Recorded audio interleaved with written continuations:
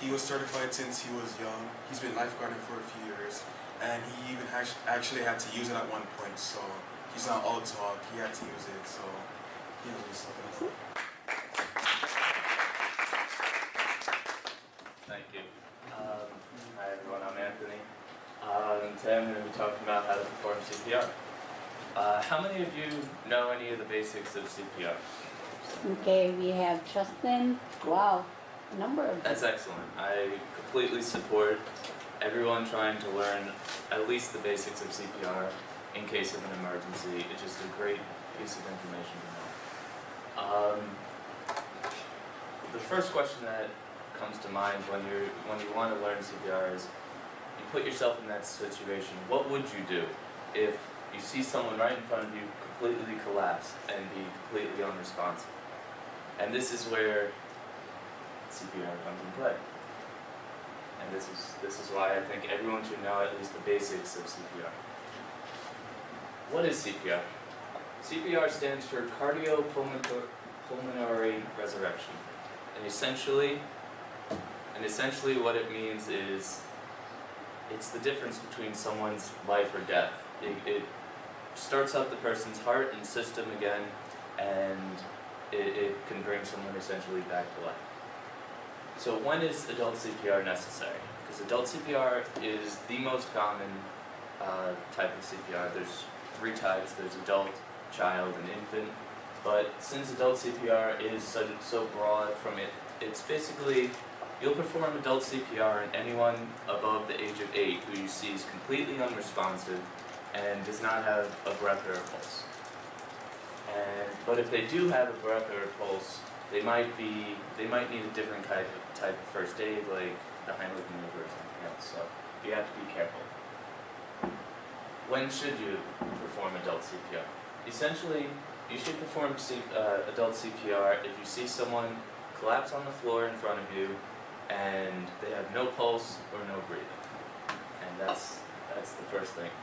And that's when you can perform hands-only CPR, which is a new type of CPR that the Red Cross just kind of came out with in the past year or two, which promotes, it's a much easier form of CPR, and it promotes more people to learn the basics of it. And I really support it. It's not the most efficient, but it is very easy to learn and remember, and it is good to know. So basically what I wanted to do is, before I went into all the steps in performing CPR, I wanted to show the sites ahead of time so it didn't clutter up my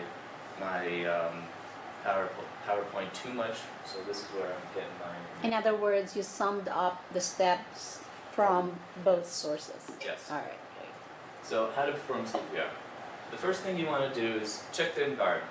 If you just see someone lying on the floor, you want to look around and make sure that nothing's going to get either you in trouble, in danger, or the victim in any more danger. You want to make sure that there's no other people trying to get in a fight or something. I don't know. You want to make sure there's no fire anywhere else, something like that.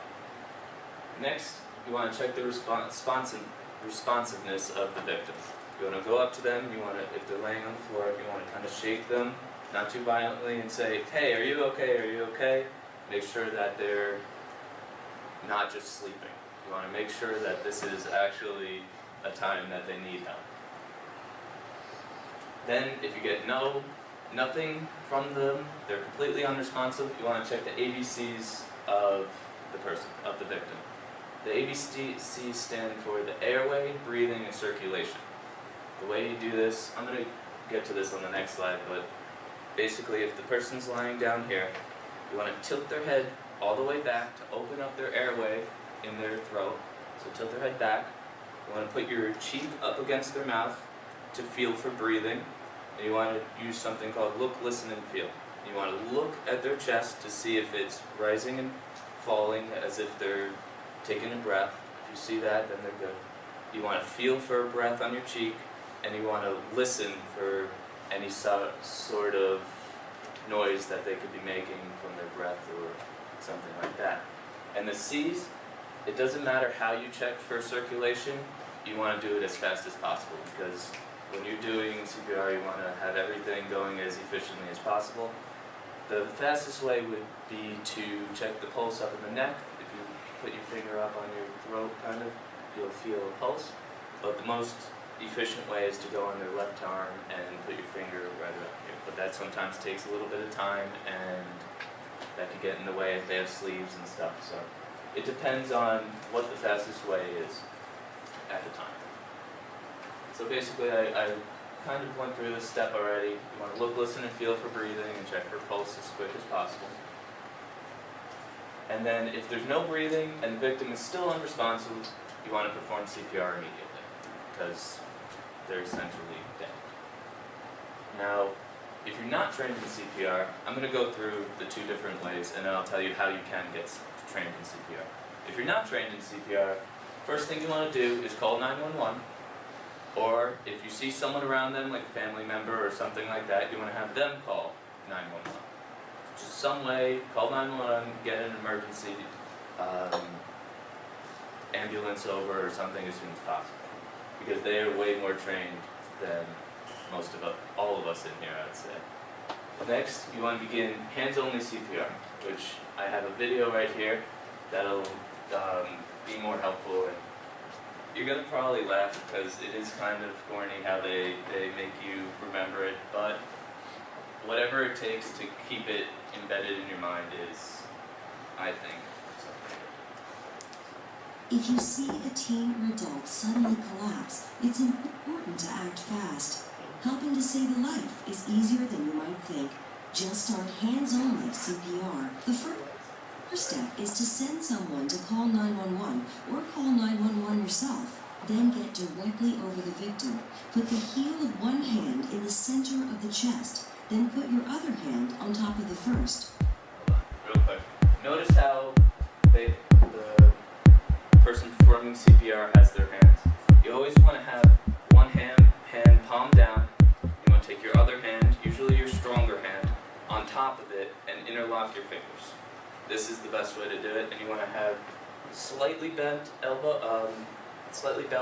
elbows, but for the most part you want to have them locked so you can have all of your chest pushing down, because it is very difficult to push on the center of your chest and get the blood flowing. You may hear some snaps and pops. It's perfectly normal to break ribs when you're performing CPR. The victim would much prefer have a broken rib than be dead. So you want to push very hard, and I'll let Then the video. push hard and fast in the center of the chest until help arrives. It's important to push at a rate of at least 100 beats per minute, which is about the same tempo as a solid state water. Let's hope you never have to use hands-only CPR, but if you see a teen or adult suddenly collapse, don't be afraid to try it. Remember, call 911, then push hard and fast in the center of the chest until help arrives. Your actions can help save a life.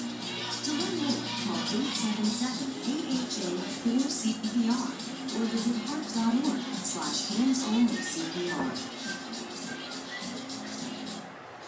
So, I mean, that's just one way to keep it in your mind about how fast you should be pushing down on the person's chest. You want to keep it at around that tempo, because Yeah. you do need it to be pumping at about the same speed as your heart would be if you were actually responsive and alive. Now, if you are trained in CPR, the Red Cross is the one who you want to go to get trained in CPR, and I'll explain to that in a second. But if you are trained in CPR, they teach you a little bit differently. They give it a little bit more of a little bit more complicated way, but it's much more efficient.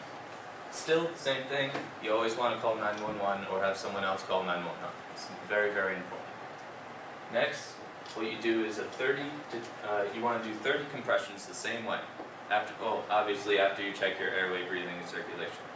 Now you want to do the same way with your hands interlocked over the person's chest, right in between the nipples, and you want to push down 30 compressions. It should take you about 18 seconds at the tempo that they were explaining. Next, after the 30 compressions, you want to tilt the victim's head back to open up their airway, and you want to do 2 very hard rescue breaths. those 2 rescue breaths, you should see the person's chest inflate and come down. And that obviously gets air back into the system, and oxygen is very important for cardiovasculatory system. And after that, you want to quickly check for your ABCs, put your head, while the head is tilted back, you want to have your cheek up against the person's mouth, look, listen, and feel. If you don't see anything, right back to the 30 and 2. You want to do this for about, you want to do this until, as much as you can, until help arrives, or someone more, always, if you ever have someone more certified than you come, they're the one who takes over. You always have to abandon the post and let the next person take it over. There's a chain of command, because they have the more experience. Conclusion. I believe it's extremely important to know the basics of CPR.